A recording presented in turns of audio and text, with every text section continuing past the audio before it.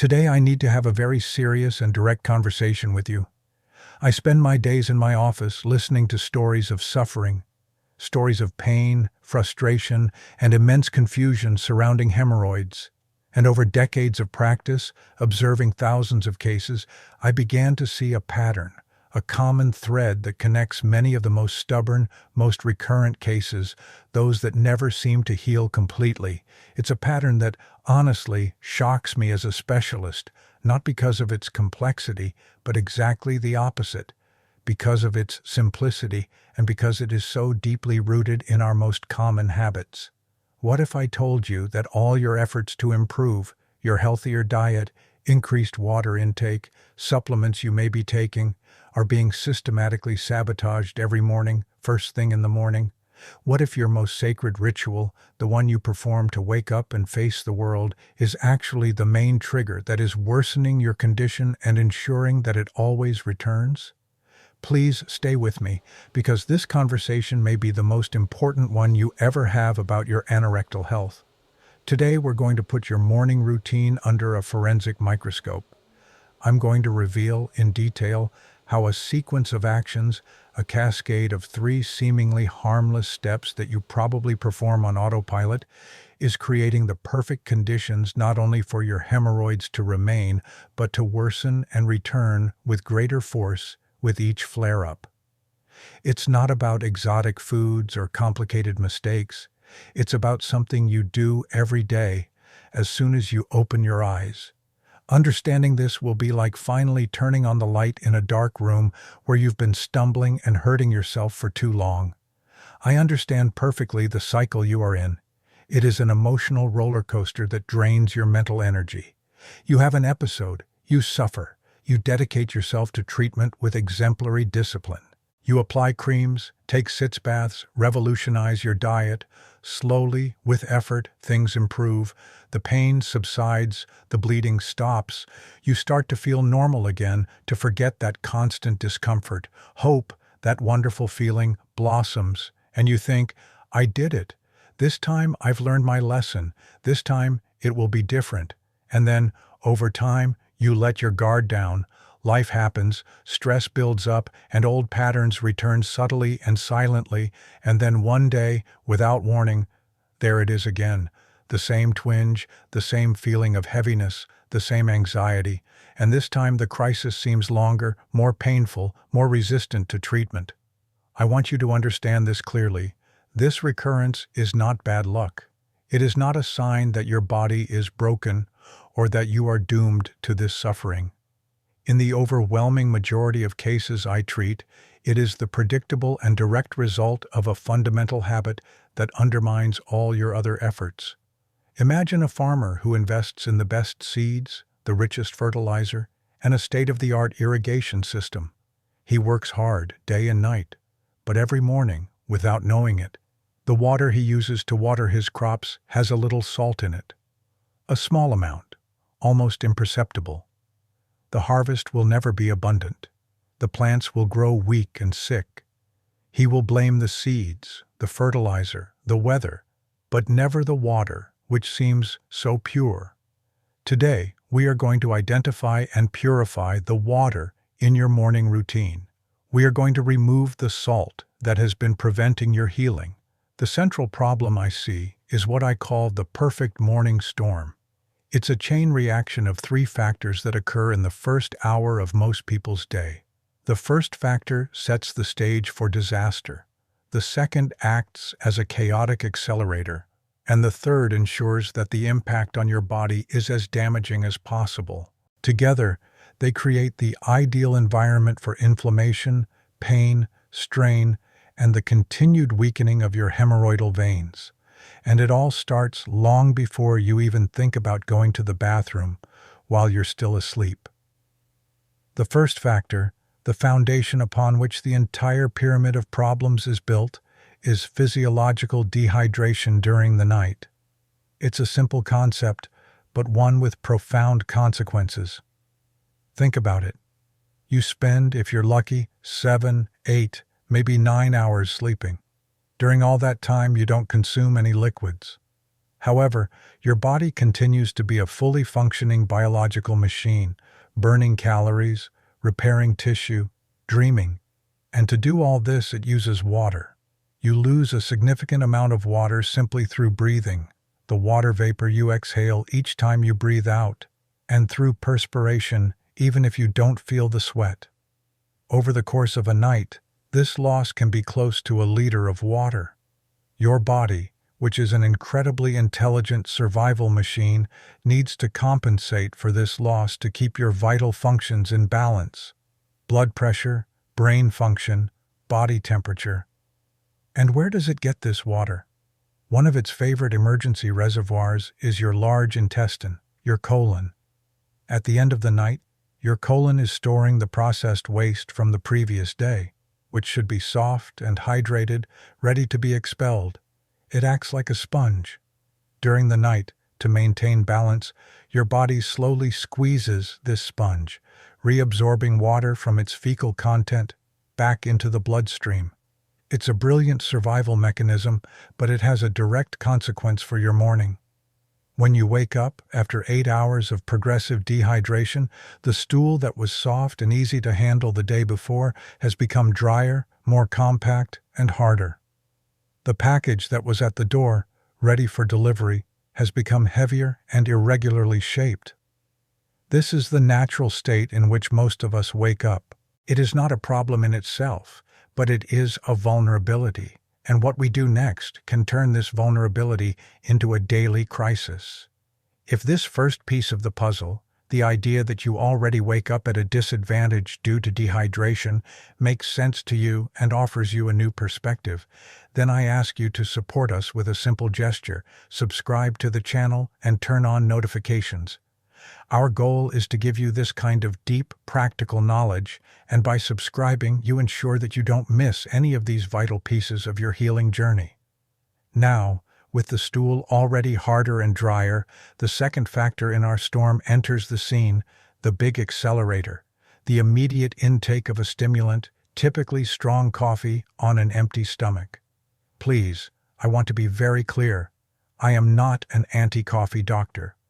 Coffee, for many people, can be a great ally for regularity. Caffeine stimulates the famous gastrocolic reflex, the muscle contractions that propel the contents of the intestine forward. But timing and context are absolutely everything. What does the overwhelming majority of people do? They wake up, feel groggy, and the first thing they do to feel human is rush to the coffee machine for a dose of caffeine. What's happening here, on a physiological level, is an aggressive shock to the system. You're introducing a powerful chemical stimulant and a known diuretic into a system that is dehydrated and completely unprepared. Let's use a more detailed analogy. Imagine you have a classic car with a cold engine that has been sitting all night in freezing weather. The oil is thick in the crankcase and hasn't lubricated the parts. The sensible approach, that of an experienced mechanic, would be to start the engine and let it idle for a few minutes. This allows the oil to warm up, become more fluid, and circulate smoothly, lubricating all the cylinders and pistons before demanding any effort from them. What you do when you drink coffee first thing in the morning is the equivalent of getting into that cold car, starting the engine, and immediately stepping on the gas pedal. The engine will sputter, shake, and there will be immense friction between the parts. It's a violent shock to the system. Similarly, coffee forces your intestines to contract abruptly and sometimes in a disorganized manner, trying to force out stool that is too dry and hard to move easily. To make matters worse, coffee is a diuretic. It sends a signal to your kidneys to filter more water from your blood and expel it through urine. This further exacerbates your body's overall dehydration at the very moment when you most need hydration to soften your stool. For those who drink black tea or other caffeinated teas, the principle is exactly the same, perhaps with less intensity, but the stimulating mechanism in a dehydrated system is equally harmful. I remember Thomas, a client of mine, an early riser, very disciplined and productivity-oriented. He prided himself on his morning ritual. He woke up at 5:30 a.m., went straight to his high-tech espresso machine, and had a double espresso while reading the news on his tablet. He described his morning trips to the bathroom as difficult, slow, and often felt like passing ground glass.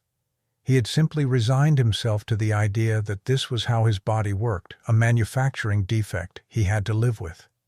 The first and only change I asked him to make was this: "Thomas, before you even think about turning on the coffee machine, I want you to drink a large glass of room temperature water. No need to rush. Drink it slowly while looking out the window. Wait 15 to 20 minutes. Allow your body to absorb that water.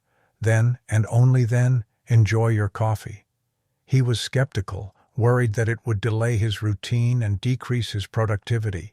But being a disciplined man, he agreed to try the experiment for a week. When he returned, his amazement was palpable. "Doctor, it's like night and day. I can't believe it. Everything seems to glide. It's smoother, faster, more complete. I still have the urge to go to the bathroom, but now it's like a gentle wave that carries me, not a punch in the stomach that forces me." Thomas didn't need to give up coffee. He needed to respect his physiology. He needed to lubricate the engine before revving it up. Think about your current routine. Be honest with yourself. What is the first liquid that touches your lips in the morning? Is it plain water, or is it coffee, tea, juice? Share in the comments if you feel comfortable. This little reflection, this awareness, is the first and most crucial step toward change. There is no judgment here, just observation and the opportunity to improve. So far, in our morning investigation, we have a crime scene with two culprits: hard stools due to overnight dehydration being pushed by chaotic intestinal contractions induced by a premature stimulant. The situation is already bad. But now, the third and final factor in this perfect storm enters the scene, the one that ensures that the damage is maximized: the stress and rush of modern life. Our society has transformed mornings, which should be a gradual and peaceful awakening, into a frantic race against time. The alarm clock rings, and for millions of people, the stress begins instantly.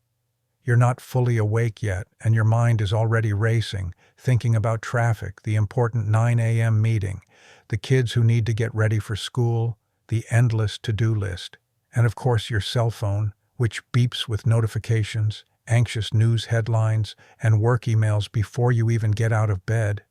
What does this do to your body? This mental and emotional stress isn't just a feeling.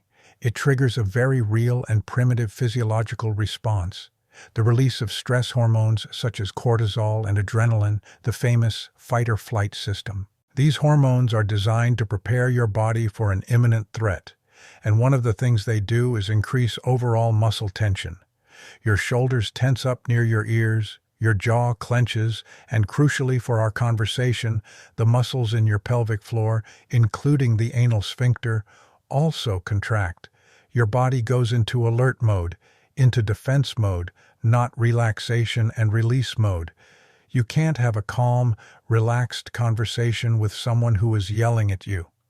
Similarly, your gut can't relax and release its contents peacefully if your brain is screaming, "We're late, we have to go, hurry."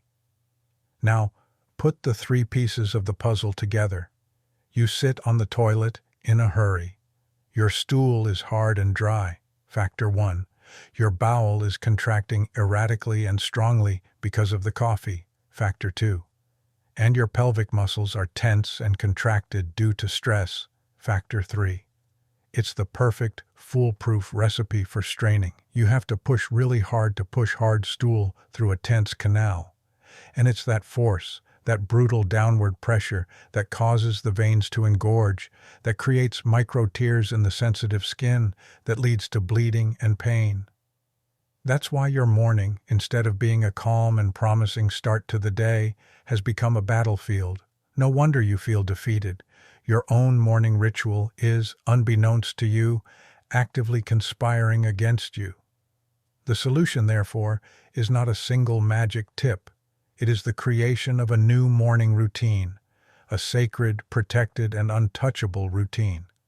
I call it the calm morning routine, and it requires a conscious and powerful decision to get up maybe 20 or 30 minutes earlier. I know it sounds like a sacrifice, but think of it as the most profitable investment you will ever make in your health, well-being, and peace of mind throughout the day. This routine has clear and deliberate steps. Step 1. As soon as you wake up, before anything else, your first action is to drink a large glass, between 300 and 500 ml of room temperature water. Not cold, as this can shock your system.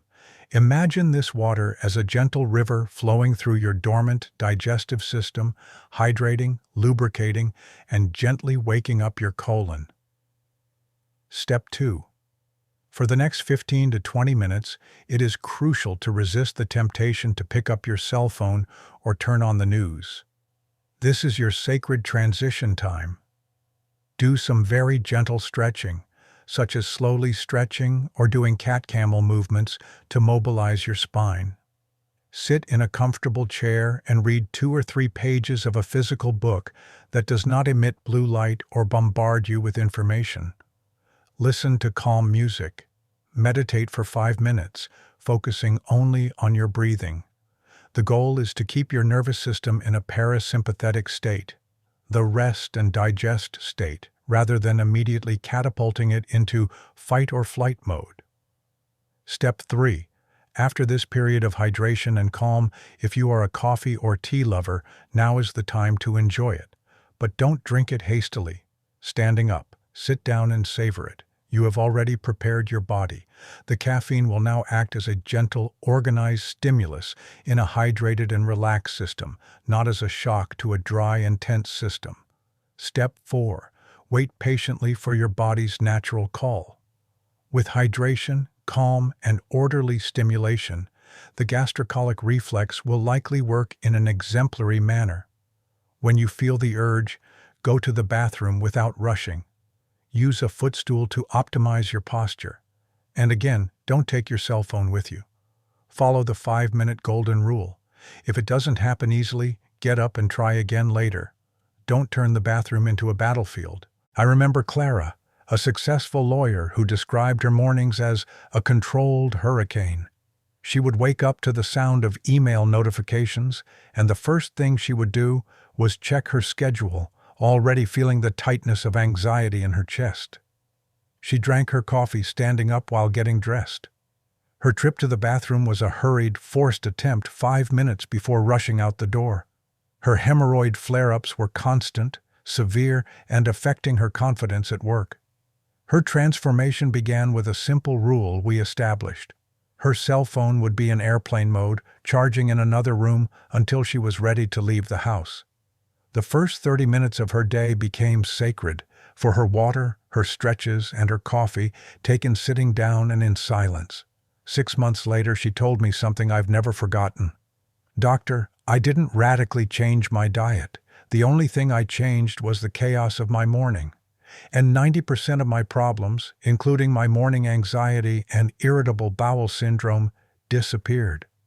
I had no idea I was harming my body like that every day." Fixing your morning routine, as Clara and Thomas did, is the equivalent of preparing the ground perfectly before planting a crop. You've removed the stones of constipation, watered the soil with hydration, and calmed the winds of stress. It's the most important and fundamental step you can take. But, and this is an important question that needs to be addressed honestly, what if years and years of cultivating salt have already damaged the soil itself? What if the seeds you have, the walls of your veins, are already weak, flaccid, and damaged? Preparing the environment is step 1, and it's a giant step. But for a complete and rapid recovery, step 2 is to enrich the soil with the right nutrients and use stronger, more resilient seeds. In other words, stopping the cycle of morning aggression is half the battle, the defense strategy. The other half is actively providing your body with the building blocks it needs to repair the existing damage. This is exactly where I see the need for an integrated approach. Correcting your habits is your job, but we can and should give your body a huge helping hand. A truly complete and intelligent solution works in parallel with your new good habits. It needs to do three things consistently and effectively. First, it needs to provide the bricks and mortar. Specific bioflavonoids such as diosmin and hesperidin informs that the body can absorb and utilize with high bioavailability to rebuild and strengthen the elastic, fragile walls of the veins. Second, it must provide the protective gel and lubricant, the right combination of soluble fiber, to ensure that stools are always perfect, soft, and easy to pass, acting as an insurance policy against small fluctuations in your diet. Third, you need to provide the firefighters, powerful antioxidants and anti-inflammatory compounds to extinguish the low-grade chronic inflammation that prevents healing and causes persistent pain. Trying to do this every day through diet in the right dosage and combination is possible, but it's complex and demanding. That's why, to complement this new sacred morning routine, I always guide my patients toward integrated nutritional support that acts as their internal repair team. In the link I left in the description and pinned comment, you'll find the protocol I trust and recommend to provide this repair team to your body in a simple, safe, and consistent way. Think of it as the perfect partner for your new, healthy morning habits. Today, our conversation was deep and detailed. We got to the root of a problem that has been plaguing you, and we discovered that the culprit may be hiding in your most common and seemingly innocent ritual. Transforming your morning from a chaotic, dehydrated rush to a calm, hydrated ritual is not just a strategy for hemorrhoids. It is a radical act of self-care. It's a way of saying to the world, and more importantly, to yourself, my health and peace come first. It's about taking back control of the chaos of modern life and starting each day from a place of calm, balance, and inner strength. The power to change the course of your day and your long-term health lies in your first decision in the morning. If this conversation has sparked something in you, given you a clear plan of action and renewed hope that you can finally break this vicious cycle, then I have accomplished my mission today. I ask you to do two things to solidify this change. First, subscribe to the channel so that our community of people seeking real, informed, science-based healing can continue to grow and support each other. Second, share this video. Think honestly. How many people you love and care about start their day with this disastrous combination of stress, dehydration, and coffee? You can literally give them the gift of a peaceful morning and a healthier body by sharing this knowledge. You could be their turning point. Thank you so much for your trust and for allowing me to share this with you. Now go out and reclaim your mornings. By doing so, you will reclaim your health and your peace. Take care.